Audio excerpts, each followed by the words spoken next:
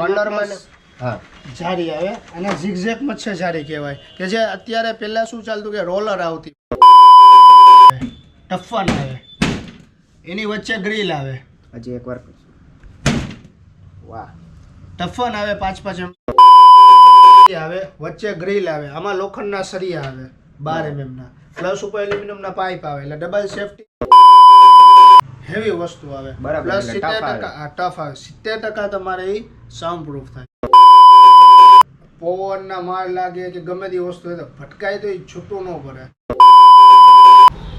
Hello friends, હું છું સુનિલ અને વેલકમ બેક સંશિવ વ્લોગ.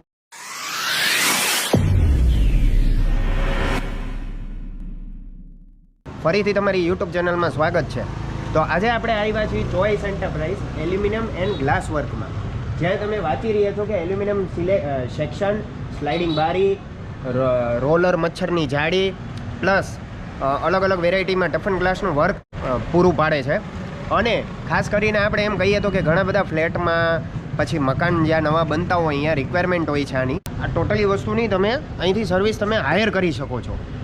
તો અત્યારે તમે ફરીથી તમને કહી દઉં, એલ્યુમિનિયમ સેક્શનની બારીઓ છે, સ્લાઇડિંગ બારી છે, રોલર મચ્છર જારી છે. તો આ બધી વસ્તુ તમે A to Z તમે જોઈ રહ્યા છો, ખાસ કરીને 3-in-1 બારી. તો આની માહિતી આપણે અહીંયા આજે લેશું.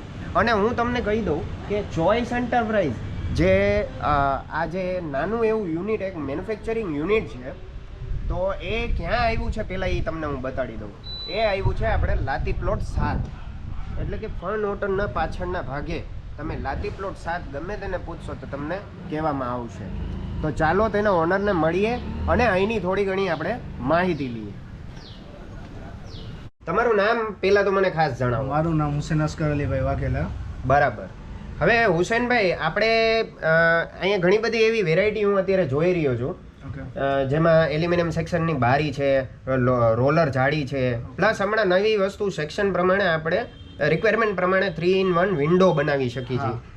અને ટફન ગ્લાસનું પણ તમારું સારું એવું અહીંયા ઓલું છે. તો મને એ કહ્યું કે પહેલાં કેટલા સમયથી તમે અહીંયા બિઝનેસ ધરાવો છો? હું આ ફિલ્ડમાં 6 વર્ષથી છું. 6 વર્ષથી, બરાબર. મારી શોપને 3 વર્ષ થયા છે. શોપને 3 વર્ષ થયા છે.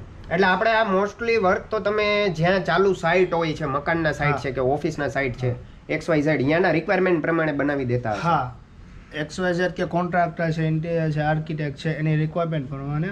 બરાબર. એમાં તમે કઈ કઈ વસ્તુ તમે પ્રોવાઈડ કરો છો? પ્રોવાઈડમાં એવું છે કે રેગ્યુલર વસ્તુથી ચાલુ થાય. હું તમને દેખાડી દઉં. હા, જેમ કે આ વસ્તુ છે, આપણે બારી આવે, આ સ્લાઇડિંગ બારી છે, કોનાની સિરીઝ કહેવાય. હા, કે જે રેગ્યુલર વેચાણની આદિના મેર કે મધ્યમ વર્ગનો માણસ હોય એ કરાવે છે. બરાબર. એટલે મધ્યમ વર્ગ એટલે માણસો માટે હા, એના પોસાય એવી માટે રીતે વ્યવસ્થિત છે. પછી એનાથી હેવી આવે એક 60 mm ની સિરીઝ આવે. બરાબર. પછી બેકની સિરીઝ આવે. પછી હેવી વસ્તુ બધી આવે કે જે તમારે ગ્રીલ 3-in-1 આવે આખી.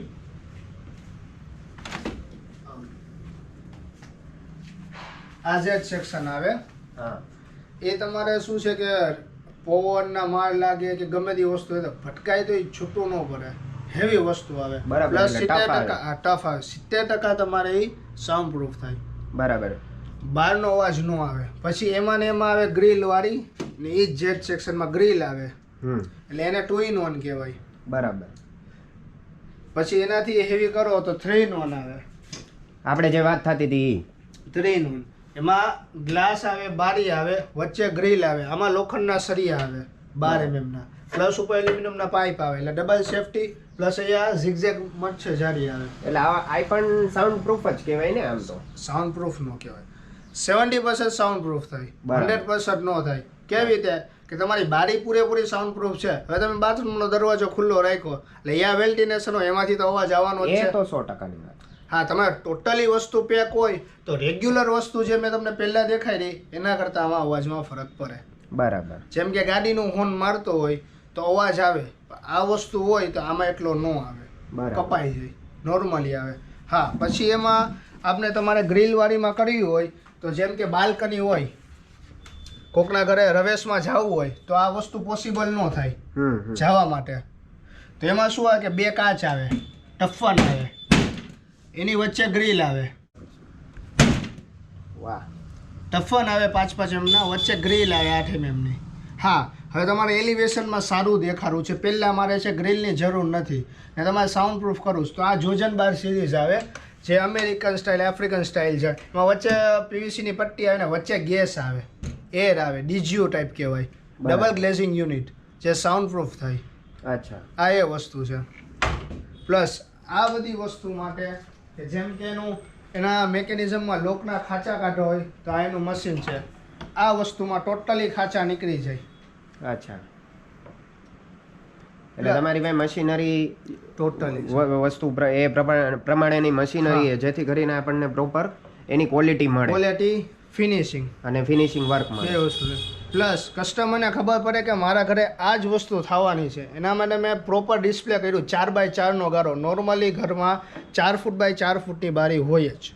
હા, એના માટે મેં પ્રોપર ડિસ્પ્લે કર્યું કે તમને આઈડિયા આવે કે મારા ઘરે આ વસ્તુ થશે. પ્લસ એના હોલ ખાંચા માટેનું મશીન છે કે જે હોલ ખાંચા થાય, આમાં હેન્ડ મશીન છે, મારું પોતાનું બનાવેલું. બરાબર. ઇલેક્ટ્રિક નહીં, મોસ્ટ ઓફલી સેક્શનમાં ઇલેક્ટ્રિક મશીન હોય જે પાવર પ્રેસ કહેવાય. બરાબર. વજનવાળા. એટલે આપણે લાઇટની કોઈ ચિંતા નહીં, કદાચ લાઇટ જાય તો આપણું વર્ક ચાલુ રહે. પ્લસ કટિંગ મશીન માટે મારી પાસે રેગ્યુલર સીધું મશીન પ્લસ ડિગ્રી મશીન છે કે જેમાં જે સાંધા જોઈન્ટ થાય, કાતરા જે વસ્તુ આમ જોઈન્ટ થાય એ પરફેક્ટ થાય, એનું સેટ જ આવે, કોઈ દી હલે જ નહીં.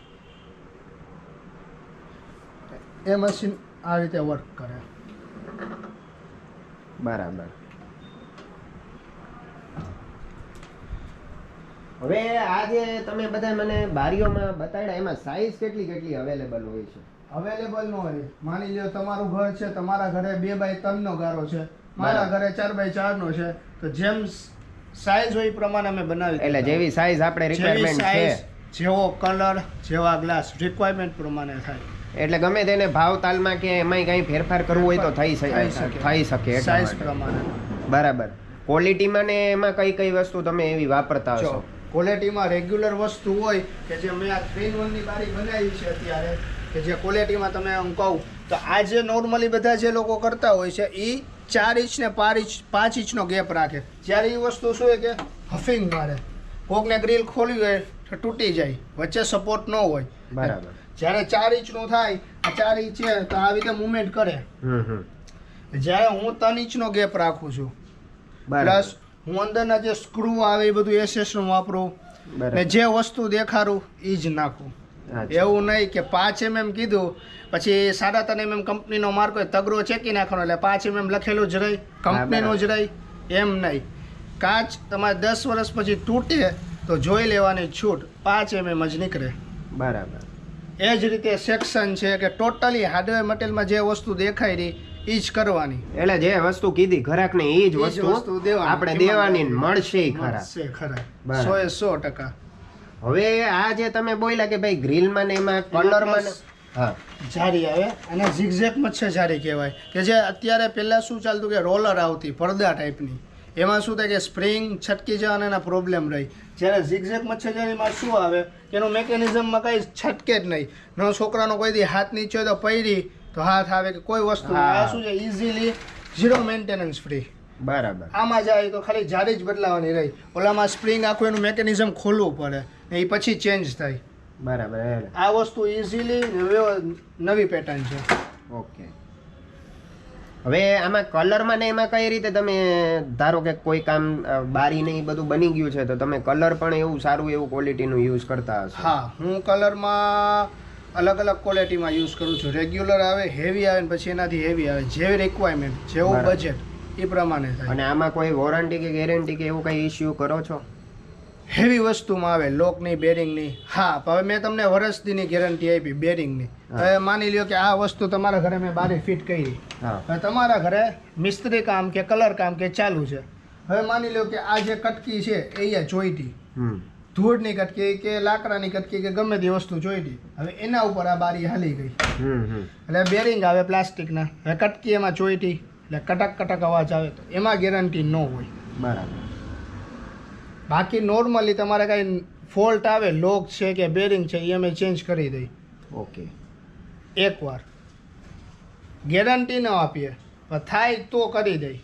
અચ્છા, ગેરંટી શબ્દ આવે એટલે હું બંધાઈ જાઉં તમારી સાથે. બરાબર.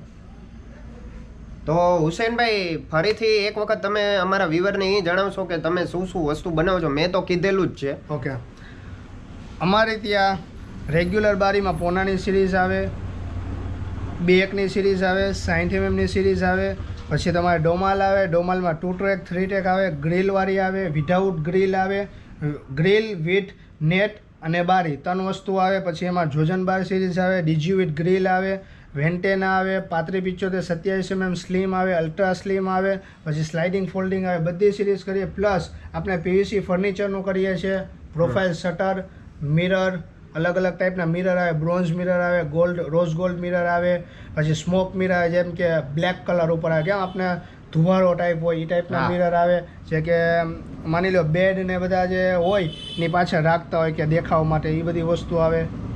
ઓકે, અને અહીંનું એક પ્રોપર એડ્રેસ? એડ્રેસમાં એવું છે કે આપણે Kuvadva road, fun hotel, deluxe ચોક, એની એક્ઝેક્ટ પાછળ આવે લાટી પ્લોટ. લાતી પ્લોટ 7 નંબર. આપની ઓફિસ મોકાજી સર્કલે છે.